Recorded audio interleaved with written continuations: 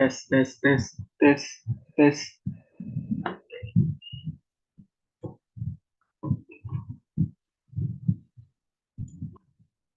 Assalamualaikum warahmatullahi wabarakatuh. Izin memperkenalkan diri, nama saya Arya Ditya Diwangkara dengan NIM 120 190 145. Di sini saya akan menjelaskan mengenai ringkasan materi studium general yang saya ikuti, yaitu penerapan K3 di industri. Pertama-tama yang pasti kita tahu, K3 itu diadakan karena adanya beberapa tragedi mengenai keselamatan kerja. Salah satu adalah tragedi Bhopal di India, yaitu tragedi Bhopal itu merupakan tragedi mengenai kecelakaan meledaknya pabrik pupuk yang menyebarkan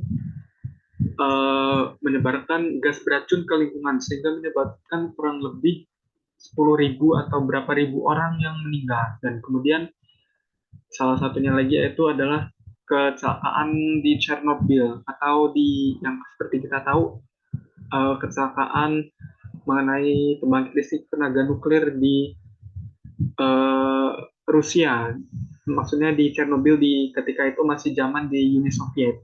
Nah, maka dari itu dari situlah adanya dimunculkan adanya program ketiga atau kesehatan keselamatan lingkungan kerja.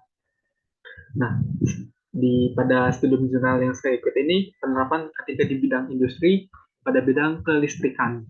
Yang pertama itu safety legal aspek atau aspek dari peraturan yang mengikat pada perindustrian tersebut. Dapat dilihat itu yang pertama ada di UU nomor 30 tahun 2009 tentang kelistrikan. Di sana mengatur mengenai peraturan-peraturan tentang kelistrikan yang digunakan pada perindustrian. Nah, kemudian ada 4 pilar keselamatan ketenaga listrikan. Kemudian ada proses bisnis yang ada di PLN. Yang pertama itu pembangkitan yang mengeluarkan daya lebih dari 1 megawatt, kemudian turun ke trafo, dia menurunkan daya menjadi 250 sampai 500 kilovolt, kemudian turun lagi ke transisi SUTT atau saluran udara tekanan tinggi, diturunkan menjadi 70 hingga 150 kilovolt atau SUTEP, saluran udara tegangan ekstra tinggi sebesar 275 sampai 500 kilovolt. Nah, kemudian itu berpindah lagi menjadi dikirimkan ke gedung kontrol gardu, gedung kontrol atau gardu induk penurun tegangan. Nah, habis melewati gardu induk penurun tegangan itu dipindahkan lagi ke distribusi tegangan menengah. Kemudian itu dipindahkan ke transformer 20 kilovolt, kemudian ke sistem distribusi sebesar 380 sampai 220 volt atau biasa kita lihat kabel-kabel listrik yang ada di jalanan, dan kemudian sampai kepada konsumen, yaitu kita dari mulai 380 sampai 220 volt. Nah, dalam kegiatan penerapan ketiga di industri itu, baik dari penyelenggaranya yang merupakan pelaku industri ataupun yang mengaturnya itu seperti di Indonesia ada PLN atau perusahaan listrik nasional, kemudian ada kita pelanggan listrik itu. Nah, tugas pelanggan itu yaitu harus menggunakan instalasi listrik yang memiliki sertifikat dengan SLO atau sertifikat layak operasi. Nah, kenapa harus memiliki alat yang memiliki sertifikat layak operasi itu? Karena yang pastinya kita tahu kalau kita menggunakan perangkat listrik yang DIY atau kita bikin sendiri yang tidak jelas gitu, apalagi kita tidak tahu tentang kelistrikan, kita asal sambung saja. Nah, itu dapat menyebabkan beberapa bahaya, seperti diantaranya yang paling sering adalah korsleting listrik. Nah, itu merupakan salah satu akibat dari tidak menggunakannya atau menghiraukan dari penggunaan instalasi listrik yang tidak bersertifikasi.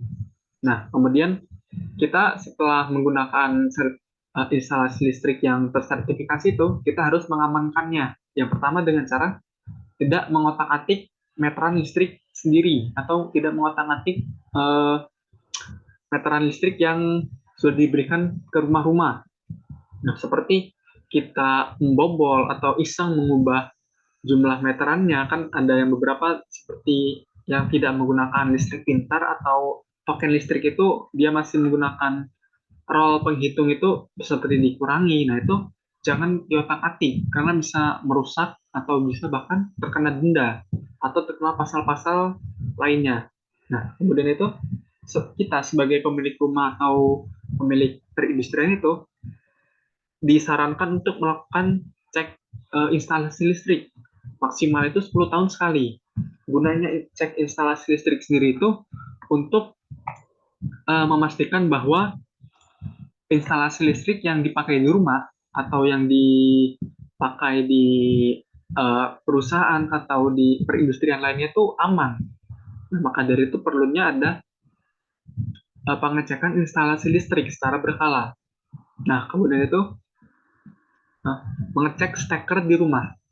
Steker di rumah itu diganti jika sudah kehitaman. Steker itu seperti colokan listrik atau apa? Stop kontak, salah. Nah, itu diganti jika sudah kehitaman, karena bertanda itu sudah usang dan sudah sudah turun dari umur pakainya sendiri, sehingga bisa menyebabkan seperti takutnya terjadi kegagalan atau bahkan bisa rusak ketika dipakai. Itu dapat menyebabkan kecelakaan listrik gitu. Kemudian kita harus selain menggunakan uh, harus memiliki instalasi yang layak operasi, kita harus menggunakan peralatan listrik yang seminimalnya berstandar SNI. Kenapa?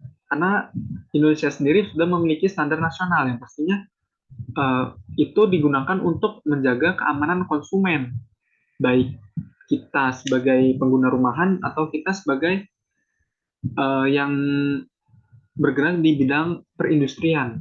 Kita perlu menggunakan peralatan yang seminimalnya berstandar SNI atau bahkan memiliki barang-barang yang sudah yang tempat produksinya berstandar internasional sudah lebih baik. Nah, kemudian itu saya bisa mungkin menjauhkan benda-benda elektronik dari benda yang mudah terbakar. Seperti salah satunya tidak menggunakan stop kontak listrik di atas kasur. Nah, itu sangat berbahaya. Kemudian tidak mendekatkan listrik dengan sumber percikan air sebenarnya itu bisa menyebabkan percikan listrik yang menjadi konsleting listrik. Kemudian itu hindari kontak peralatan listrik dalam waktu yang lama. Kemudian itu ada bahaya listrik. Nah, itu pasti bahaya listrik ini terbagi menjadi 4 yang terbagi jadi uh, apa bahaya yang ada di K3 pada umumnya, yaitu near miss yang hampir terjadi kecelakaan, insiden sudah terjadi kecelakaan tapi yang terkena hanya mungkin barangnya saja atau terkena orang tapi tidak terlalu parah. Accident itu sudah terkena bendanya rusak atau apa perlu diganti dengan biaya mahal, terus terkena orangnya bisa mungkin uh, apa terluka parah atau mungkin ada yang terkilir, ada patah dan lainnya. Yang terakhir pasti fatality atau berakibat menjadi kematian yang paling tinggi itu. Kenapa sih latar belakang adanya itu karena pasti banyak terjadi kecelakaan seperti latar belakang banyak yang terjadi kecelakaan itu kecelakaan masyarakat umum atau kemudian kecelakaan instalasi pemasangan listrik, kemudian yang terakhir kecelakaan kerja. Kemudian latar belakang adanya penerapan K3 itu adanya faktor insiden yang berulang-ulang seperti pertama pekerja yang tidak kompeten, kemudian bekerja tanpa adanya surat izin atau tanpa izin kerja, terus tidak adanya SOP atau APD yang layak ketika melakukan operasi eh, perbaikan atau maintenance dari instalasi listrik. Kemudian yang tidak adanya pengawasan dari manajernya yang bertugas gitu. Manajer bertugas dari kantornya. Nah, itu menjadi faktor penyebab terulangnya suatu kecelakaan listrik. Nah, kemudian belum adanya budaya K3, baik dari ketidaktahuan manajemen unitnya terkait K3 atau bahkan tim K3-nya sendiri itu sudah ada tapi tidak peduli terkait dengan keselamatan kerja dari karyawannya. Kemudian itu masuk ke ciri-ciri peralatan listrik yang sudah kurang baik. Nah, yang pertama itu peralatan listrik terasa tersetrum saat kita tersentuh, saat kita bersentuhan dengan alat tersebut. Itu merupakan salah satu faktor penting lah atau faktor utama dari bahwa alat tersebut sudah tidak layak pakai. Mungkin salah satunya karena grounding alatnya tidak benar, tidak dipasang dengan baik, atau bahkan instalasi rumahnya tidak memiliki grounding. Itu sudah sangat bahaya. Kemudian ketika kita memakai alat tersebut itu seperti berdengung pada alat listrik tersebut. Nah, itu sudah menjadi salah satu tanda-tanda listriknya kurang baik atau peralatan-peralatan yang dipakai listriknya itu tidak baik. Seperti kita mendengar ke misalnya kita menyolok charger HP gitu, kita dengarkan dengan jelas tiba-tiba ada suara berdengung atau suara resek-resek dari listrik tersebut dari chargerannya, nah itu sudah sangat bahaya. Itu menandakan peralatan listrik tersebut sudah tidak baik. Kemudian itu pencegahan percikan api di instalasi listrik. Nah, percikan api ini terjadi biasanya karena instalasi listriknya terpasang tidak baik, kemudian tidak aman, dan dikerjakan bukan oleh orang teknisi listrik. Nah, cara mencegahnya pasti menggunakan uh, yang pertama meminta ke ahlinya atau teknisi listrik yang sudah ditugaskan gitu. Kemudian kita meminta memasangkan dengan aman dan baik agar terhindar dari percikan api listrik. Kemudian melengkapi rumah dengan memasang MCB atau ukuran pengaman arus atau bisa dibilang saklar agar terhindar dari bahaya yang namanya arus pendek. Nah, yang menyebabkan seperti tadi menjadi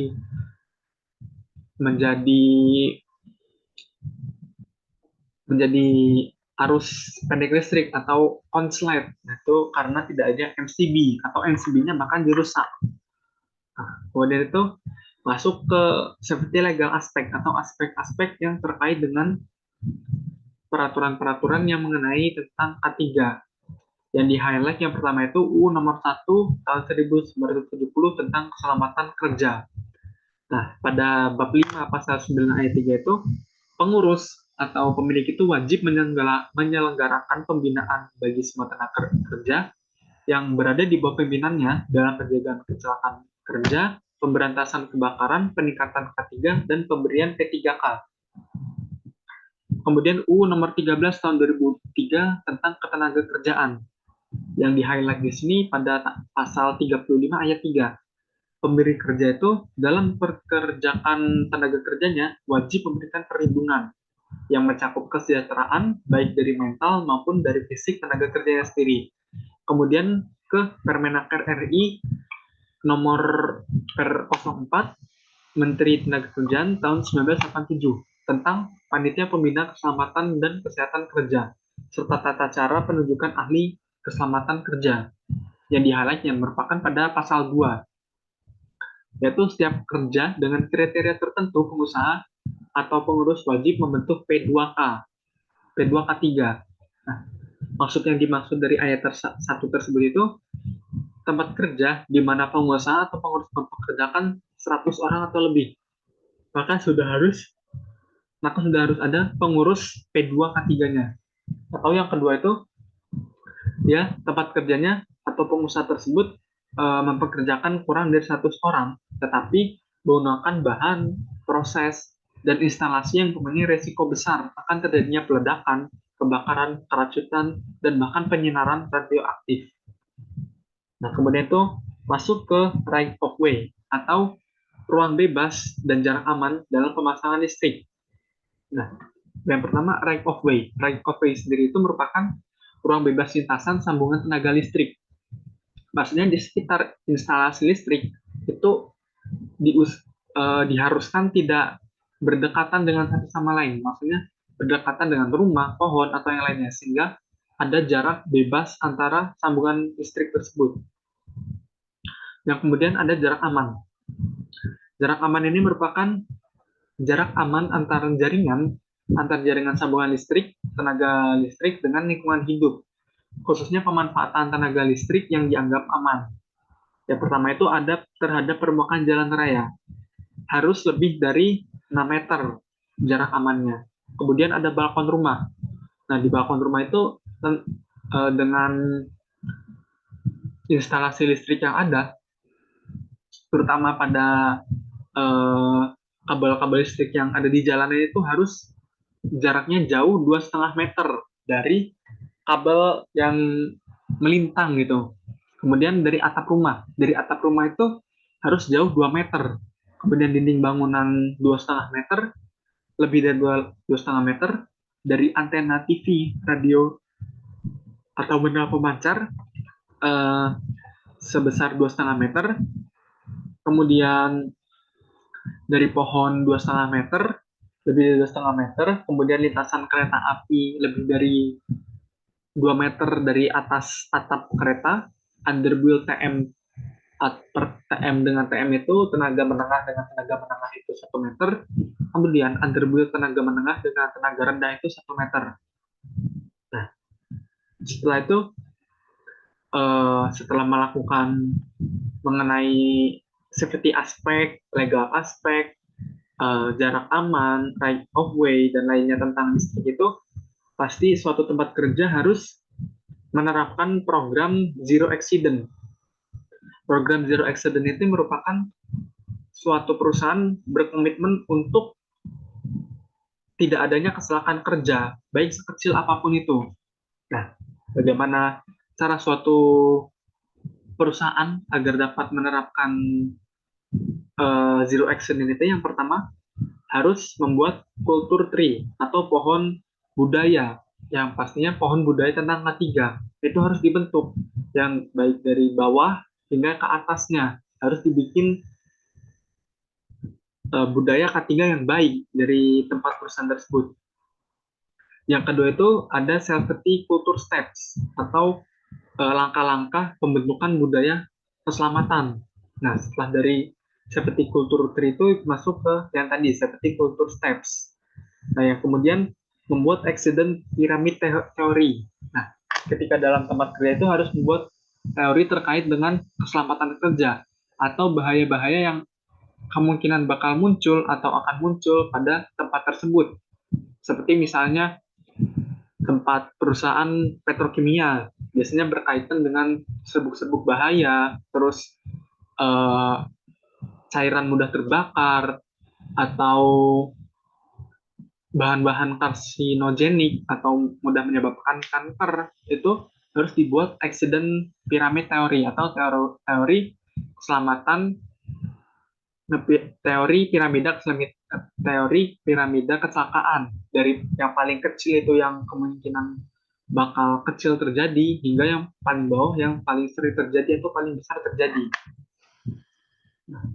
Setelah membangun penerapan program zero accident, kemudian masuk ke program strategi K3, yaitu bagaimana kita mengimplementasi CS dan CSMS korporat. Nah, seperti penyusunan revisi SPLN CSMS, kemudian development aplikasi CSMS. Yang ketiga itu ada implementasi risk assessment and pre-qualification. Nah, yang kedua itu ada pembangunan budaya K3. Nah, pembangunan budaya K3 ini seperti budaya unit-unit kerja itu melakukan selalu mengaudit tempat kerjanya, seperti audit tentang K3-nya, baik dari audit ISO 14001 ataupun dari Kemenaker tentang SMK 3 sendiri. Kemudian selalu dilakukannya kompetensi dan seperti leadership pada budaya perusahaan sendiri itu sendiri. Nah, kemudian itu ada program Zero Accident melanjutkan program QWZA dengan cara penguatan maturity level K3 dan juga peningkatan kinerja kepatuhan pada K2. Nah, oke, baik, seperti itu saja dari penyampaian materi terkait K3 yang bisa saya ucapkan. Sebelumnya saya mohon maaf. Wabillahi taufik walhidayah. Wassalamualaikum warahmatullahi wabarakatuh.